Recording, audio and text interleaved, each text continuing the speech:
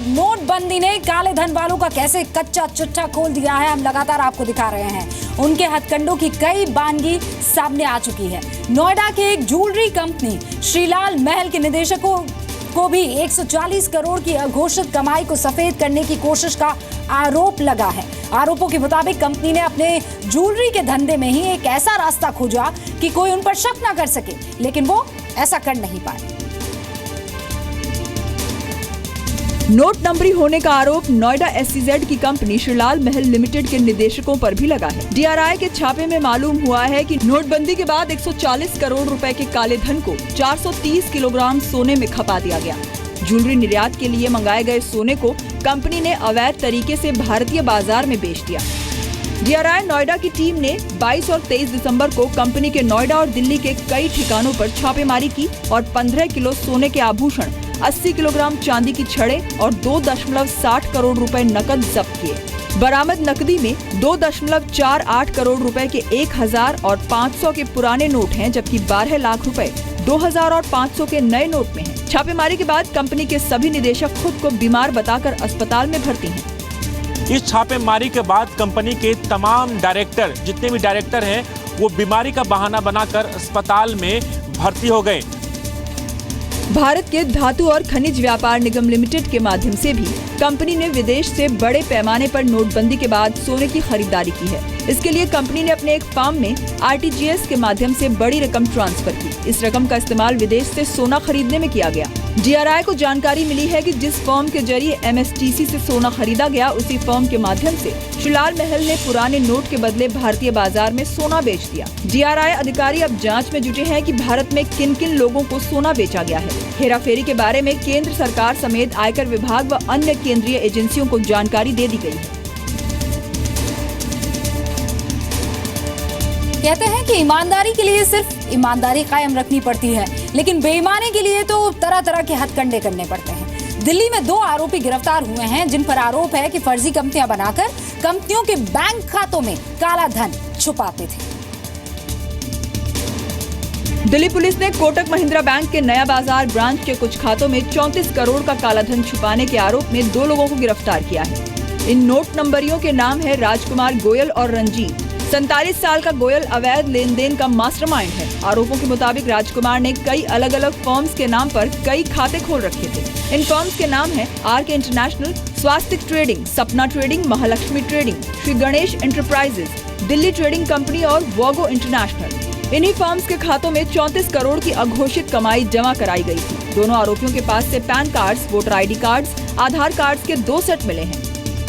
शुरुआती जांच में पता चला है कि 2 लोगों के नाम पर 8 फर्जी खाते खोले गए थे, जिसमें 32 करोड़ की रकम थी, जिसे ड्राफ्ट के जरिए ब्लैक मनी को व्हाइट किया जा रहा था। इन दोनों की गिरफ्तारी के बाद कोटक महिंद्रा बैंक ने दावा किया था कि बैंक में खुले खाते KYC के मानकों का पालन करते हैं और इन दोनों ने जो खाते खोले थे वो भी फर्जी नहीं थे। वैसे ये दोनों आरोपी पहले भी बैंक एंट्री के नाम पर फर्जी बिल बनाने और सेल्स टैक्स चुकाने के मामले में कटघरे में आ चुके हैं। नोटबंदी में नोटों का गोरख धंधा करने का आरोप चंडीगढ़ के एक कपड़ा व्यापारी पर भी लगा है। उसके घर से 2.25 करोड़ से ज्यादा के नोट बरामद हुए हैं।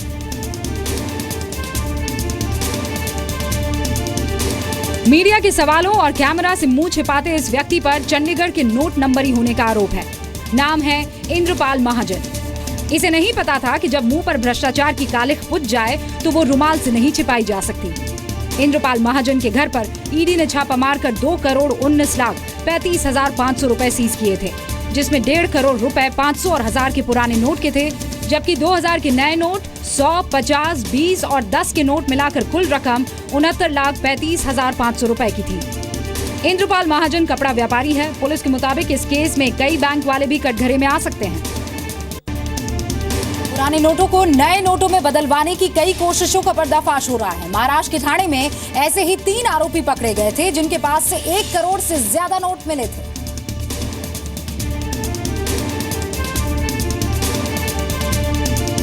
चेहरा छिपाकर अपनी पहचान छुपाने की कोशिश कर रहे इन तीनों आरोपियों से 2000 के नए नोटों से भरा ये कार्टन मिला है। इन तीनों आरोपियों का नाम है चिंतन राम भैया, गौरव पिछार और हरीश राउत। इनसे मिले गुलाबी नोट जब सामने रखे गए तो पूरा टेबल 2000 के नोटों की 48 गड्डियों से भर गया। थाने क्राइम यूनिट ने 1,40,00,000 रुपए के नए नोट जब्त किए थे। ट्रैप के दरमियान 3 लोग जो है ये जो है संशयास्पद परिस्थिति में वहाँ कैश के साथ हमको घूमते हुए मिल गए। 3 लोगों को जो है थाने क्राइम ब्रांच ने इंक्वायरी के लिए ताबे में लिया है। गिरफ्तार तीनों आरोपी बिजनेसमैन बताए जा रहे हैं। पुलिस के मुताबिक तीनों बोरीवली से थाने सरकारी अस्पताल नोट बदलने के लिए आए थे, तभी इनकी गिरफ्तारी हुई। थाने क्राइम ब्रांच को इन्फॉर्मेशन ये मिली कि रेलवे स्टेशन, थाने रेलवे स्टेशन और सिविल हॉस्पिटल के आसपास कुछ लोग पैसा एक्सचेंज करने के लिए आने वाले हैं। तो इसके अनुसार थाने क्राइम ब्रांच के यूनिट नंबर 1 के सीनियर PI नितिन ठाकरे और उनकी पूरी टीम ने जो है यहाँ पे एक ट्रैप बिछाया था। पुलिस के मुताबिक तीनों आरोपी पुराने 500 और 1000 के नोटों को 20% कमीशन पर बदलने के लिए थाने आए थे। पुलिस की क्राइम यूनिट ने मामले को अब इनकम टैक्स डिपार्टमेंट को हैंड ओवर कर दिया है।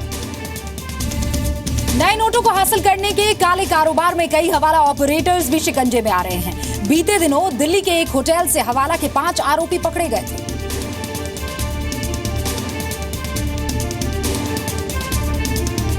₹500,000 के पुराने नोट के बंडल से भरे ये ब्रीफकेस और कार्टन हवाला वाले उन काले कुबेरों के हैं जिन्हें दिल्ली के एक होटल में आयकर विभाग की टीम ने पकड़ा था। दिल्ली के करोल बाग के होटल तक्ष के कमरा नंबर 202 और 206 में छापेमारी के दौरान 3.25 करोड़ रुपए के पुराने नोट मिले थे और मौके से 5 आरोपी गिरफ्तार किए गए। अब तक की जांच के मुताबिक 5 आरोपी मुंबई के हवाला ऑपरेटर्स ललित भाई और भोलू भाई के लिए कैरियर्स का काम करते थे। इनको तब गिरफ्तार किया गया था जब ये 5 आरोपी पुराने नोट को नए नोटों में बदलने के लिए दिल्ली से मुंबई ले जाने की कोशिश कर रहे थे।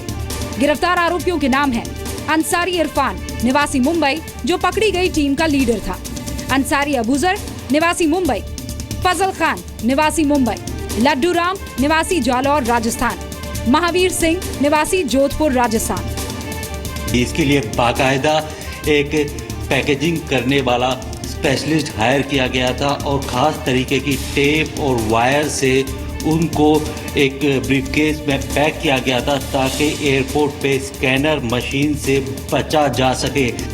करेंसी क्रांति के दुश्मन बने इस हवाला गिरोह में दिल्ली में विनोद नाम के हवाला ऑपरेटर का नाम सामने आया है, जो दिल्ली में रुपए जुटाता था और मुंबई में ललित भाई और भोलू भाई के पास भेजता था। पुलिस के मुताबिक पहले भी ये आरोपी 3 से 5 बार फ्लाइट के जरिए ट्रैवल कर पैसा मुंबई ले जा चुके हैं।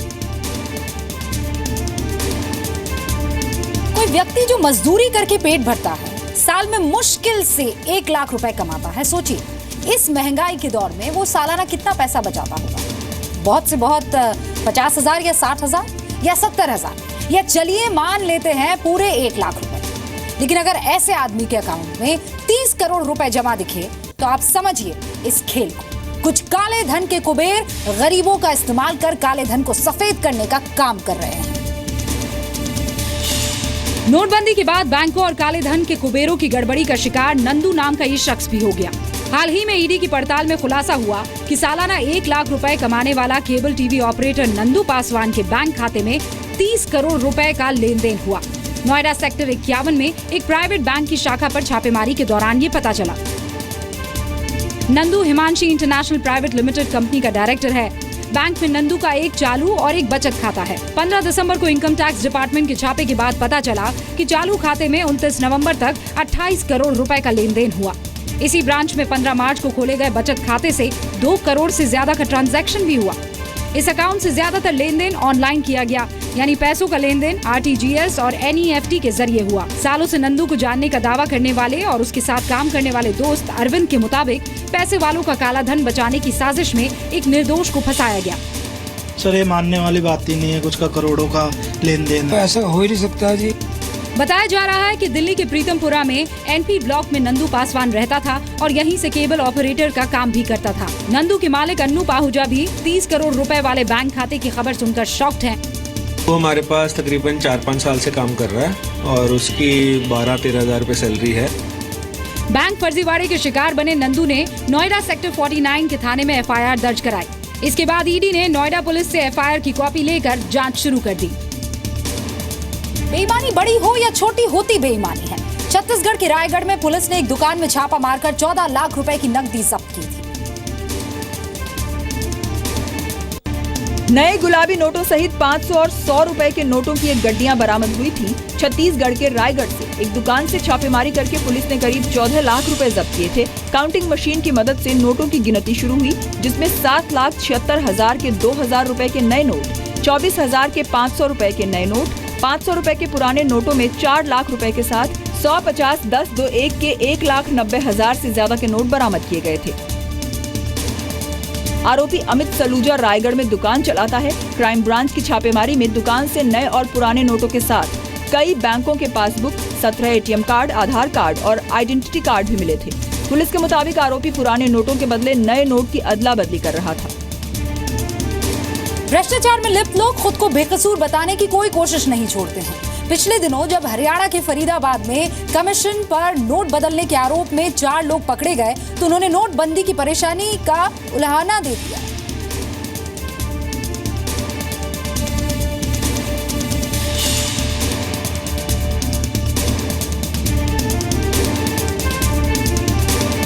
दिल्ली के पास फरीदाबाद में 2,000 रुपए के नोटों के साथ ये 4 नोट नंबरी पकड़े गए थे। क्राइम ब्रांच ने कमीशन पर करेंसी बदलने आई 2 गाड़ियों से ये गुलाबी नोट बरामद किए थे। फरीदाबाद के सेक्टर 30 में 27,30,000 रुपए की नई करेंसी मिली थी। इससे पहले हरियाणा के मुजेसर पुलिस ने 37,56,000 रुपए जब्त किए थे। फरीदाबाद में जो आरोपी पकड़े गए थे, उन्होंने खुद को बेकसूर बताने के लिए इमोशनल कार्ड भी खेला था। 15 से 20% कमीशन पर नई करेंसी को बदलवाने आए आरोपी उल्टे सरकार और बैंकों पर ही आरोप लगाने लगे। बच्चा रोएगा, दूध पी जाने के लिए पैसे तो चाहिए ना। अगर मुझे 15% दे के भी लाने पड़ेंगे तो मैं लेकर आऊंगा क्या। कुछ लोग कई बार मजाक में दावा करने लगते हैं कि बेईमानी के धंधे में हर कोई उसूलों का बड़ा पक्का होता है, लेकिन ये मजाक भी हैदराबाद में मजाक बन गया। कैसे? रिपोर्ट देखिए। 2,000 रुपए के इन नए नोटों को हासिल करने में डकैत भी पीछे नहीं है। हैदराबाद पुलिस ने डकैतों के गैंग से 52 लाख रुपए के नए नोट जब्त किए थे। नए नोटों सहित सभी 10 डकैत पुलिस की गिरफ्त में हैं। 10 आदमी की आज अरेस्ट करके उनका पोजीशन में 52 लाख और जो व्हीकल्स भी Scorpio vehicle, Mahindra vehicle, Tata indica vehicle भी सीज करें। गोवा की पहचान एक टूरिस्ट डेस्टिनेशन के तौर पर है, लेकिन गोवा में भी काले धन के कुबेरों का कच्चा चिट्ठा खुल गया है। रिपोर्ट। नोट बैन के बाद से नए नोटों की धांधली में गोवा हॉटस्पॉट बनता जा रहा है। गोवा के पणजी में 68 लाख रुपए के नए नोट बरामद हुए। दिसंबर के पहले हफ्ते में गोवा के केलनगुड गांव में 24 लाख रुपए के नए नोट के साथ 3 लोग पकड़े गए। पुलिस के मुताबिक 24 लाख रुपए 2,000 रुपए के नए नोटों में थे। गिरफ्तार लोग उस गिरोह में शामिल थे जो 40% कमीशन पर काले धन को वैध बनाने की कोशिश कर रहा है।